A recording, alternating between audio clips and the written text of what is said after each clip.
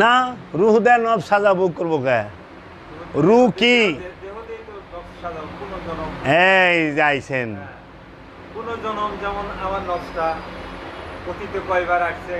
পুনর্জন্ম কার হয়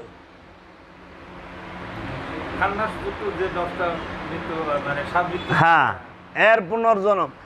পুনর্জন্ম হইল দেহের আর পুনরুত্থান হইল নফসের জনম আর উত্থান দুইটা গুলো এক বিষয় না উত্থান তার হয় যে আছে ওই যে কয় না আমরা সব নফস করলে একদিনে সৃষ্টি হয়েছি তাই না অনেক বড়কে দাদায় তার ছোটকে বাবায় তার ছোট আমি এটা হলো দেহের দিকে আসা যাওয়ার দিকে আসার দিকে ছোট বড় যাওয়ার মধ্যে ছোট বড় নাই অনে দাদার আগে নাতি মরা পারবো না এটা গুলো নাই কিন্তু দাদার আগে নাতি জন্মায় পারবো তেল লেগা আহার সিরিয়াল আছে যাওনের সিরিয়াল নাই আচ্ছা তারপরে আবার দেখবেন যে এই নফস সে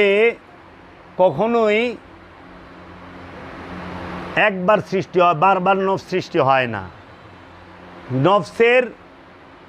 উন্নতি এবং অবনতি হয় নফস উন্নতি সাধন করলে লাওয়ামা হয় আম্মারা আম্মারা থেকে লাওয়ামা থেকে মুতমাইন্না মুলহেমা ওয়াহেদান কিন্তু নফসি নফস যত ঊর্ধ্বে যাক নফস কিন্তু রূহ হয় না নফস আল্লাহময় হয় যেরকম লোহা চুলার ভিতরে দিছেন কামারের ওরে হিট দিতে দিতে এমন গরম হইছে দেখতে মনে হয় যে আগুন হয়ে রয়েছে কিন্তু গেলে লোহাই ওরে বাইর করে রাখেন দেবেন এক সময় ও ঠান্ডা হইলে ওর আগের রূপেই আইব এর জন্য নফসি সে যত ঊর্ধ্বে যাক এর জন্য নফসকে কি বলা হয়েছে পাত্র নফস সে আল্লাহর মধ্যে ফানা হইব রবের মধ্যে ফানা হবে এর জন্য ওই যে জাত আর সিফাতের রহস্য ওয়াহেদার আহাদ এক আল্লাহ অগণিত কোটি কোটি মুমিন আমরা সিফাত আল্লাহ জাত কোটি কোটি মুমিন